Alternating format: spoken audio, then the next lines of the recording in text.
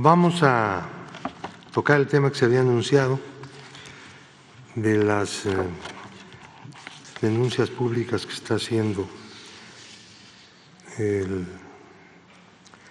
periodista Loret de Mola, pero antes quisiera explicar algunas cuestiones relacionadas con el funcionamiento del sistema de inteligencia financiera en el mundo y naturalmente en México también. Por disposición de ley, el sistema financiero y las actividades denominadas vulnerables, que son lugares donde con mayor facilidad se puede lavar dinero, que tienen que ver con juegos, apuestas, tarjetas de crédito, tarjetas prepagadas, monederos, préstamos, transmisión de derechos, derechos personales o goce de inmuebles, desarrollo inmobiliario, comercialización, piedras, metales preciosas, joyas, subastas de arte, distribución y comercialización de todo tipo de vehículos, servicios de blindaje, traslado y custodia de dinero, recepción de donativos, operaciones con activos virtuales, notarios en cuanto a transmisión o constitución de derechos sobre inmuebles, avalúo sobre bienes, constitución o modificación de fideicomisos, otorgamiento de poderes, comercio exterior y servicios personales. Son cosas que en el mundo están considerados como actividades vulnerables. Y entonces estas actividades vulnerables, así como las operaciones dentro del sistema financiero, todo tipo de ellas, son informadas todos los días a las unidades de inteligencia financiera, estableciendo unos criterios. Los criterios también proceden de la ley. Entonces, la información que llega de toda clase de actividades inusuales, pues obviamente que es archivada y es tomada en cuenta, según el criterio del sistema financiero y de las actividades vulnerables, repito. No hay un criterio oficial aquí, más que el de la ley. Entonces se hace análisis, porque lo que se busca es prevenir y en su momento combatir las operaciones con recursos de procedencia ilícita y el financiamiento del terrorismo. Entonces también proteger al sistema financiero y a la economía nacional, dice la ley. Esas son las tareas. Entonces, la Unidad de Inteligencia Financiera tiene acceso a todos los reportes y a todos los avisos que diariamente se producen. Son para la UIF, exclusivamente para la UIF. Entonces, de ahí se derivan cosas. No hay, vamos ahora a hablar en este marco, obviamente que la UIF ha recibido, recibirá inevitablemente información de Carlos Loret de Mola y de la persona que es su socia en su propia empresa. Ahora bien,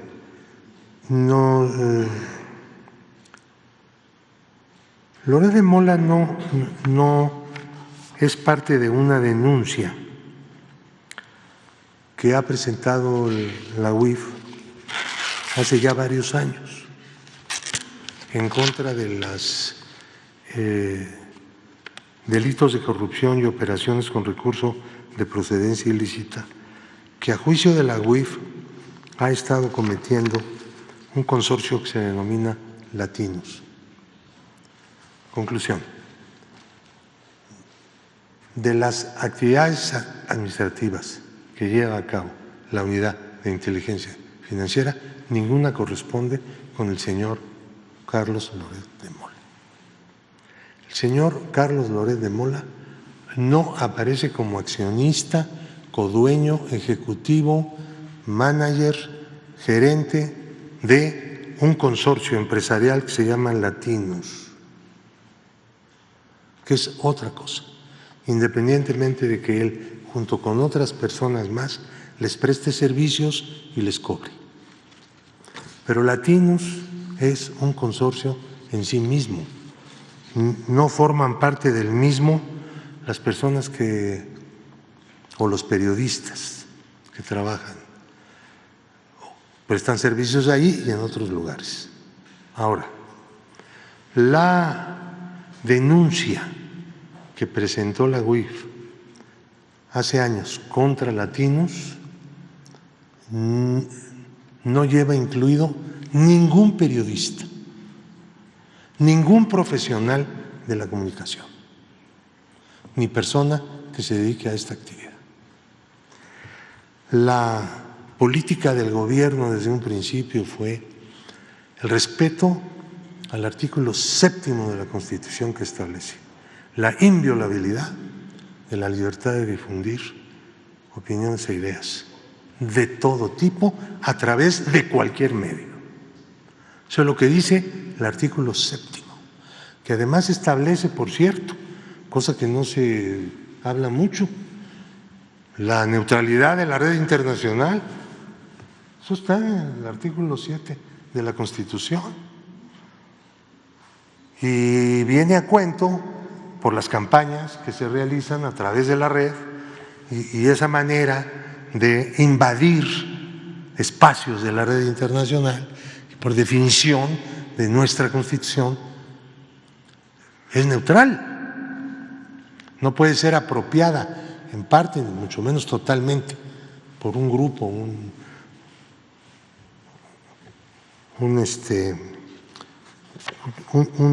mecanismo de apropiación. Ahora, Latinus está integrado por 5 empresas. Latinus Media Group, constituida el 13 de enero del año 20, su dueño, como en todo el consorcio, es Cristian González Guadarrama.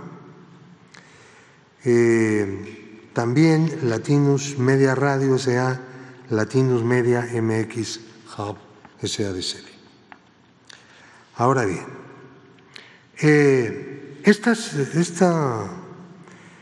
existen otras 2 empresas que son exclusivamente utilizadas como instrumentales, que es Digital Beacon Programmatic y una empresa que se llama BCG Limited Consulting, SADCB. Estas empresas cobran de entidades públicas. Todos sus ingresos vienen de entidades públicas. Esas entidades públicas reciben a cambio y se factura a nombre de ellos productos farmacéuticos, servicios de salud de otras empresas que funcionan para eso, que son independientes en su propiedad, de estas 2 que pertenecen al mismo dueño, el señor González Guadarrama. Ahora bien, podemos ver, ahí está, de dónde ha venido el dinero. Ahí donde dice federal se refiere Tribunal Electoral del Poder Judicial.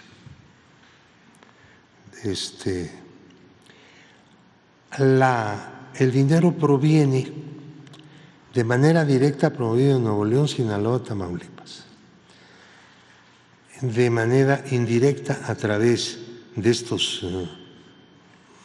negocios de salud de Estado de México, Michoacán e Hidalgo, en los años que están ahí señalados, en el último año que ya concluyó de completo de 23, ustedes pueden ver que hay cantidades significativas, importantes. El Estado de México aportó poco más de 540 millones de pesos.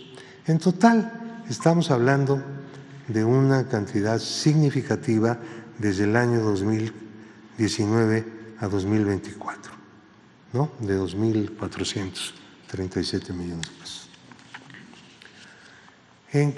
¿Por qué se ha denunciado a esta consorcio?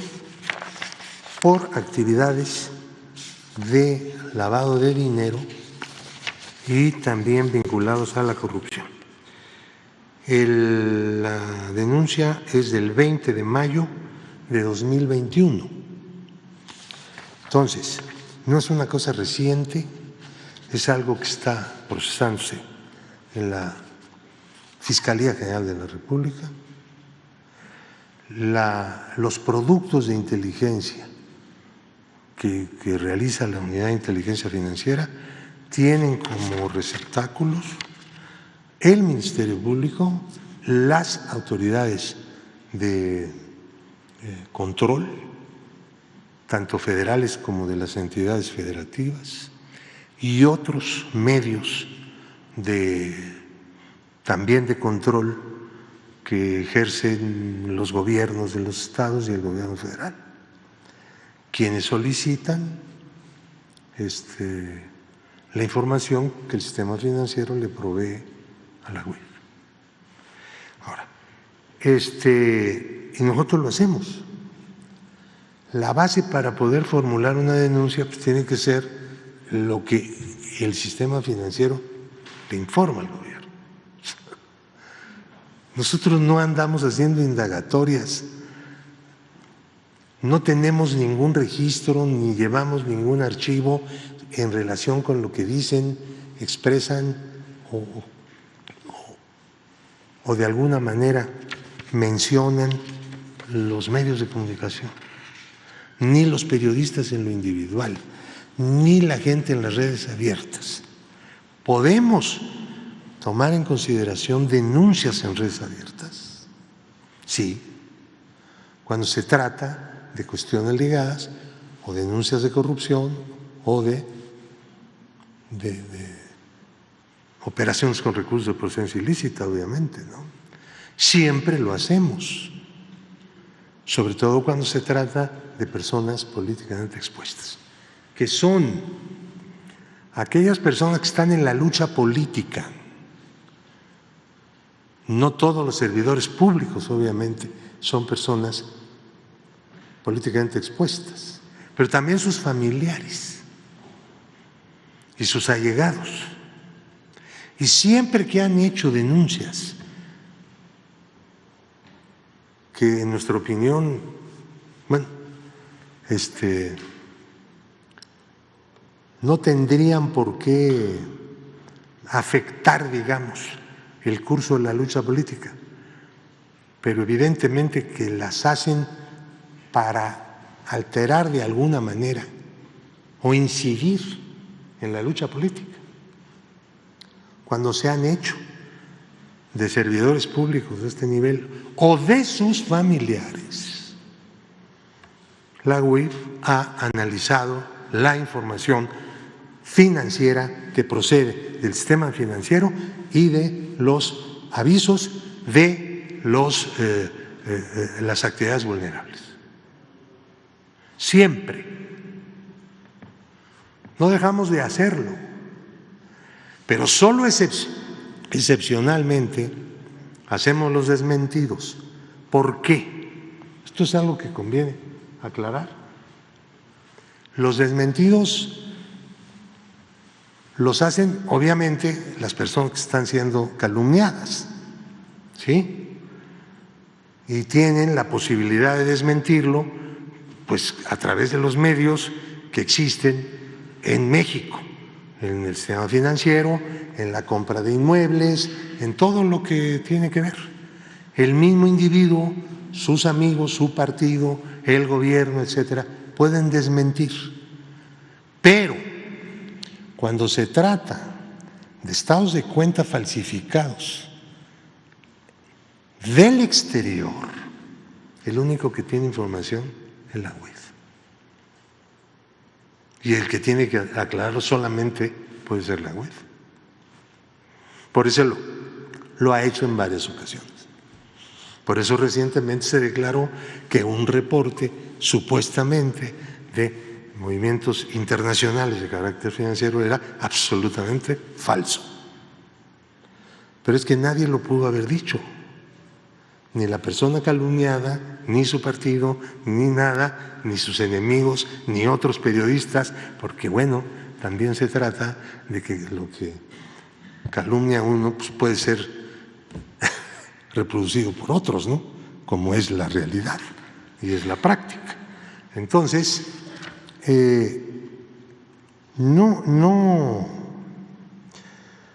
no se trata de persecuciones, mucho menos contra personas que se tienen la connotación de ser enemigos jurados del gobierno. Y digo así porque la aplicación del artículo séptimo de la Constitución es parejo y es para todos. Ahora, ¿qué ha hecho el gobierno? Pues ha evitado utilizar la vía judicial para combatir la calumnia. Y el hecho que haya sido así, que la política del gobierno no lucha contra la difamación y la calumnia a través de medios judiciales, como se hace en casi todo el mundo, es sencillamente porque el nivel de respeto a la libertad de difundir ideas que tenemos hoy día en este país, nunca lo habíamos tenido, nunca en la historia. Entonces, si me permite el presidente, en un tono aquí poco personal, le quiero responder al periodista que dijo que era una vergüenza que yo lo persiguiera a él por sus ideas y por su expresión cuando vengo del movimiento del 68, la generación que desde los años 60 luchó por las libertades en México, no tiene nada de qué avergonzarse, ni darle explicaciones a las personas que se dedican a la calumnia y hacen de él y ella un negocio. Hacen de ella un negocio. Y este es el caso, porque el Consorcio Latinos se caracteriza por eso con recursos públicos, pero recursos públicos ilegales. No están en los presupuestos de comunicación social ni de publicidad, sino de medicinas, de atención médica. Bueno, es un reto para el Ministerio Público. Nosotros estamos cumpliendo con nuestro deber, pero el gobierno no controla el Ministerio Público. Así está ahora la Constitución y qué bueno que así es. No estamos diciendo que esté mal. Claro que también los ministerios públicos pues tienen que tener una reforma porque cuando vino el cambio, los que estaban ahí pues eran los mismos, en su mayoría. Y entonces hay que hacer renovación. Y cuando hagamos la renovación vamos a dar un paso muy importante en la eficiencia y en el cumplimiento del deber de parte del Ministerio Público. Entonces, el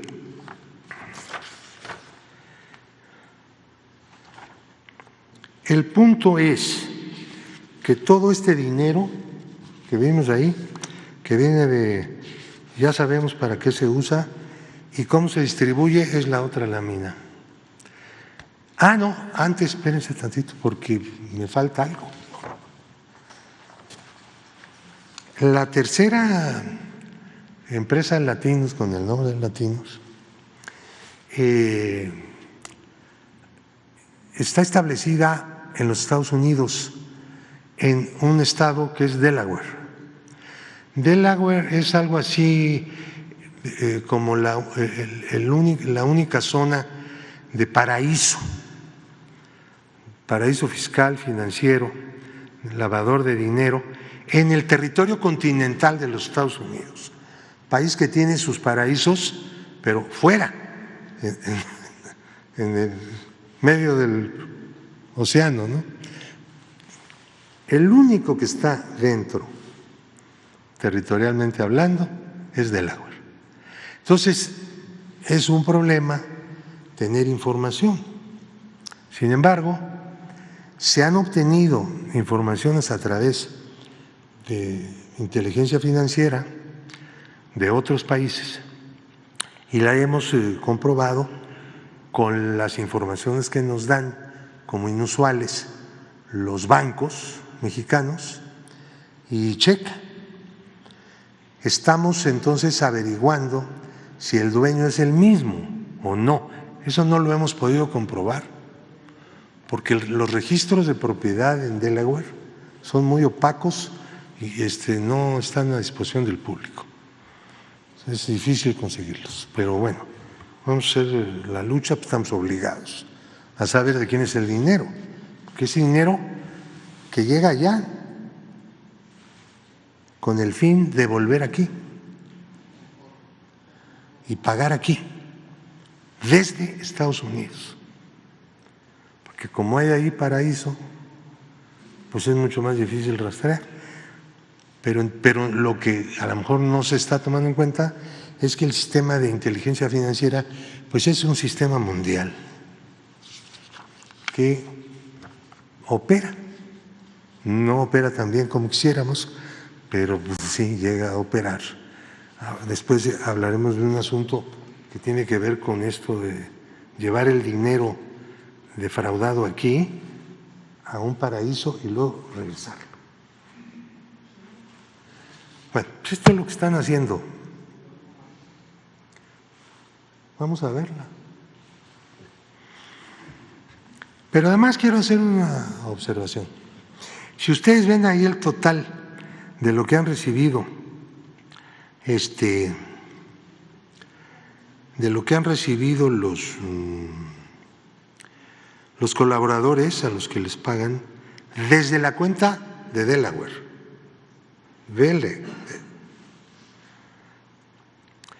que se llama Latinus Media Group, que es la tercera columna que dice Estados Unidos, que son 17 millones, lo compara con los ingresos de los accionistas, y ya se verá que se llevan ellos lo principal. Ellos se quedan con la mayor parte del dinero, que viene de arcas públicas, pero no para la compra de servicios periodísticos, sino medicinas, servicios médicos, promoción de campañas, etcétera, etcétera. Lo pueden ver ahora. Pueden ver también la triangulación con la que 117 de esos millones se ha movido entre las empresas del mismo dueño.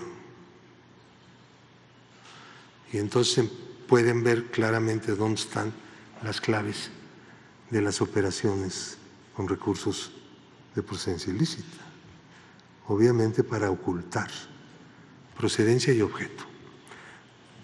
Entonces, del análisis que ha hecho la UIF, pues ha salido todo esto, muchas más cosas.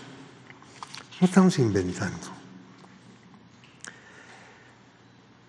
Sencillamente tiene unas empresas instrumentales que es BCG Limited Consulting y Digital Bacon Programmatic S.A. Reciben recursos por compra de servicios periodísticos directamente o a través de 3 empresas que venden medicamentos y servicios de salud a entidades federativas.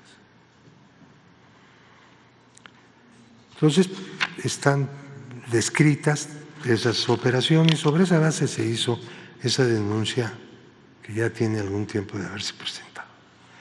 Pues nosotros esperamos noticias de la Fiscalía. Vamos a ver.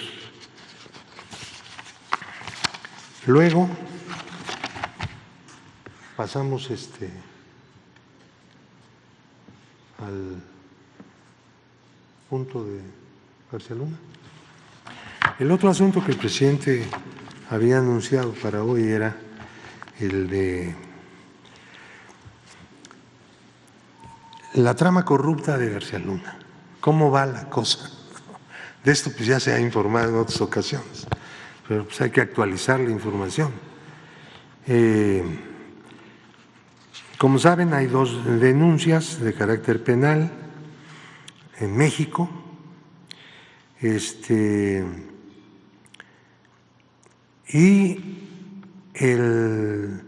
Hay una judicialización. El Ministerio Público, a partir de esas denuncias, acudió con los jueces y se expidieron 61 órdenes de aprehensión. El 20 de diciembre del 23 se vincularon a proceso finalmente Gloria García Luna y Edgar Rodríguez García, quienes tienen prisión preventiva justificada.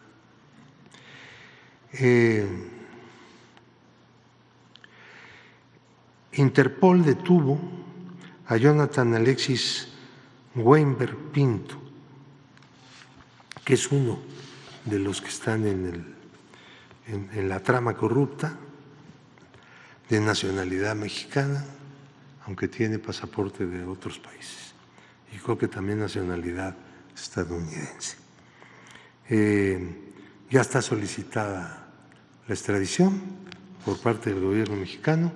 Esperamos que se produzca el juicio de extradición y se extradite desde España, porque esta es una de las personas más significativas desde el punto de vista de la operación de una empresa que se llama Numbaf, que está dentro de la trama y que está en este proceso, que es un proceso de 151 millones de dólares. De ese dinero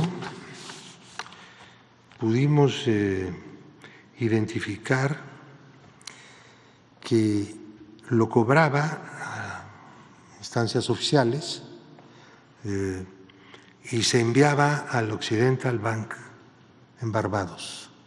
Es un paraíso. Utilizando como banca corresponsal el Citibank, y regresó una gran parte, 76 millones, a México. Esto sí es un hallazgo, porque cualquiera supondría que estaban haciéndole un fraude a ODAPRI, que es el organismo de prisiones, en varias obras y ventas y cosas, y bueno, pues se llevaban el dinero al extranjero, ¿no? Resulta que se lo llevaban para ocultarlo, pero gran parte de ese dinero lo devolvieron a través de 64 operaciones, utilizando cuentas de una casa de bolsa y cuentas en un banco, en 2 bancos de México. Hay 16 empresas que son receptoras de este dinero, algunas de las cuales 8 de las 16, o sea, la mitad, están listadas por el SAT en el artículo, lo conocen ustedes, 69B del Código Fiscal, que son los factureros, se dedican a hacer facturas, ¿sí? O a hacer contabilidades falsas. Esta era la manera como estaban trabajando. Eso es lo último que hemos descubierto en relación con esta trama corrupta de García Luna. Ahora, tenemos otro proceso, naturalmente, no solo el proceso penal mexicano, tenemos el proceso civil en Florida, en Estados Unidos, por los cuales estamos reclamando casi 700 millones de dólares, que no es cualquier cosa. Entonces, el proceso civil en este momento se encuentra en etapa de descubrimiento probatorio, se le llama, ¿no? Donde las partes recaudan y aportan evidencia para probar sus pretensiones o su defensa. El juicio debe abrirse, según la juez, en enero del año 25. Estos procesos civiles, pues ya sabe que son un poco lentos, ¿no? Pero este va abierto y sin problema hasta ahorita. México ha obtenido ya en el proceso, antes del juicio, 7 resoluciones favorables que declararon la culpabilidad por default, porque no quiso comparecer, de Genaro García Luna, que ya está declarado junto con su esposa Linda Cristina Pérez Gálvez y sus 5 empresas han sido declarados culpables. Tienen responsabilidad civil. En una de esas 5 empresas, desde una de esas 5 empresas, se recuperaron casi 2 millones de dólares que fueron entregados a la tesorería de la Federación y un bien inmueble que no se ha vendido por valor de $555,800 en avalúo. Hay una segunda recuperación lograda muy pequeña en un proceso de mediación de alguien que no estaba vinculado con el directamente demandado, pero permanentemente, pero sí tuvo un vínculo, y le hicieron pagar $150,000 adicionales, que también están siendo entregados a la tesorería de la Federación.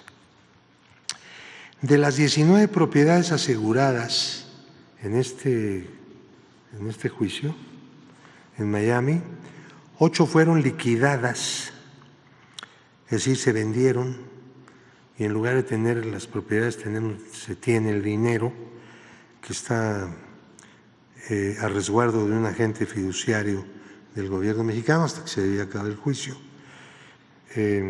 por poquito más de $6 millones. Luego, 5 fueron objeto de la recuperación y 6 más siguen aseguradas. Ahora, este juicio tiene como propósito romper la maldición de que quien roba al pueblo jamás regresa nada. Sí, es una maldición histórica del sistema corrupto que hemos padecido durante tanto tiempo en nuestro país y que tiene un significado político inmenso, porque es terminar con una tradición de funcionamiento, uno de los elementos que articulaban los instrumentos del Estado corrupto. El gobierno de México, desde el momento en que asumió, pues es el que ha combatido la corrupción de manera sistemática. Antes no tuvimos un gobierno así. Esta es la primera vez. Por eso todo lo que se impide hacer son las cuentas de la corrupción. Es decir, el fraude, el peculado, el robo, ¿no?, que antes se hacía y ahora no se hace, no lo podemos cifrar en números, es imposible. Pero toda esa masa de riqueza que drenaba a través de los instrumentos, canales del Estado corrupto formado durante décadas, ese dinero es parte de la corrupción anterior a este gobierno y es parte del gasto público. Por primera vez. Entonces, los otros instrumentos, pues es la persecución de actos corruptos del pasado.